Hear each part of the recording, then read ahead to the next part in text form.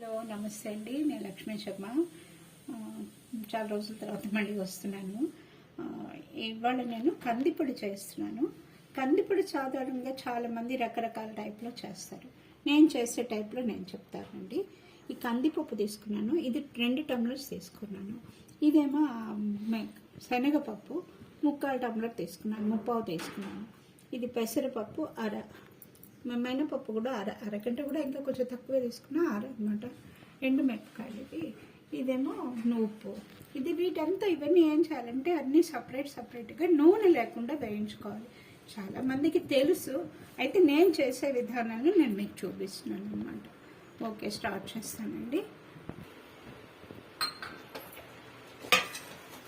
బాండ్లీ పెట్టాను. ఈ కందిపప్పు నూనె అది ఏం అక్కర్లా, ఊరికే ఇలా ఫ్రై చేసుకోవాలి. కొంచెం ఎర్రగా స్మెల్ వస్తుంది, మంచిగా వాసన. ఆ వాసన వచ్చేదాకా ఇలా వేయించుకోవాలి. అయితే ఎన్ని వేటికి అవే వేయించుకోవాలన్నమాట, లేకపోతే సరిగ్గా వేగవు. ఇవన్నీ వేగాక నేను మీకు మళ్ళీ చూపిస్తాను ఏం చేయాలి అనేది. ఇదిగోండి, ఇలా వేపుకోవాలి. మంచి వాసన కూడా వస్తుంది, వేగిన వాసన. ఇలా వేసుకుంటాను అన్నమాట. అలాగే శనగపప్పు, కందిపప్పు, మినపప్పు కూడా వేయించుకోవాలన్నమాట. ఇప్పుడు కందిపప్పు వేయచ్చు. కందిపప్పు అన్నిటికంటే ఎక్కువ తీసుకోవాలి. నేను ఇప్పుడు ఇవన్నీ ఆరా తీసుకుంటే అది 2.5 తీసుకున్నాను అనమాట కందిపప్పు. కొంతమంది అసలు ఆ పప్పులే వేయరు, కందిపప్పులో మటక్కే చేస్తారు. అలా కంటే ఇలా చేస్తుందని నేను ఇలా చేస్తున్నాను. టేస్ట్ మీరు చూడండి.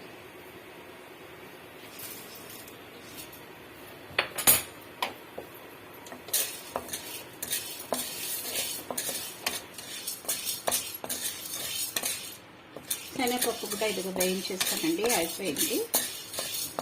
కొంచెమే అరకప్పే తీసుకున్నాను అనమాట నేను. నెక్స్ట్ ఇప్పుడు పెసరపప్పు, మినపప్పు కూడా వేయించేస్తాను.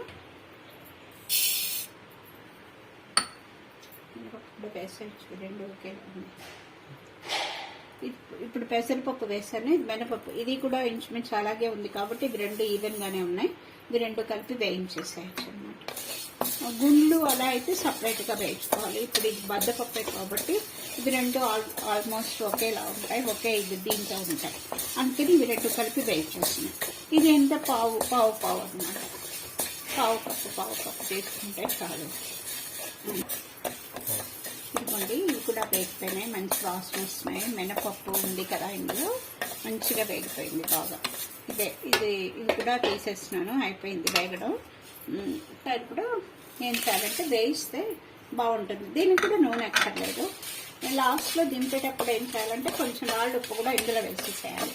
ఇలా వేయించేసి ముందు మిక్సీ పట్టేసుకుని ఆ తర్వాత అవన్నీ కూడా మిక్సీలో వేసి కలుపుకోవాలన్నమాట.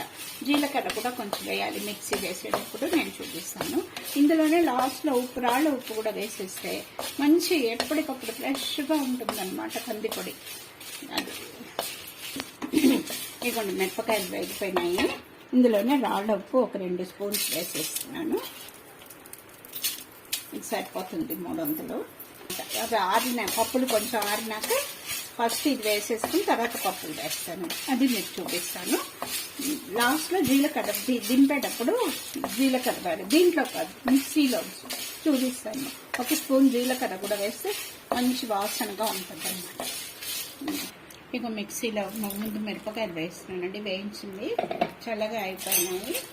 అందులో ఉప్పు కూడా లాస్ట్లో అందులోనే వేసేసాను, బాగుంటుంది. మిక్సీ పట్టేస్తున్నాను. స్పూన్ జీలకర్ర వేస్తున్నాను, ఇందులో వేసేసి ఒక దిప్పు తిప్పి తీసేస్తాను.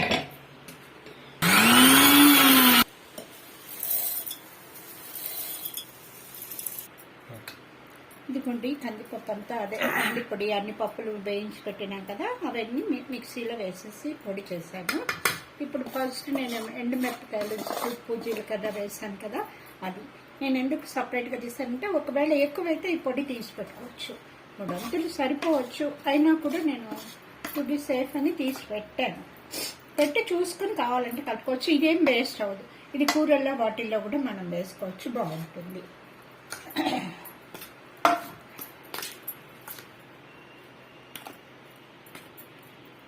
ఇదిగోండి కందిపొడి రెడీ అయిపోయింది. ఇది వేడి అన్నంలో నెయ్యి వేసుకోవచ్చు, కాచిన నూనె కూడా చాలా మంది వేసుకొని తింటారనమాట. ఇది చాలా బాగుంటుంది, మీరు ట్రై చేయండి. కందిపొడి చాలా మందికి ఇది తెలుసు, అయినా నేను చేసే విధానంలో నేను చేస్తాను. మీకు కావాలంటే కామెంట్ పెట్టండి, బెల్ బటన్ నొక్కండి. Okay, thank you.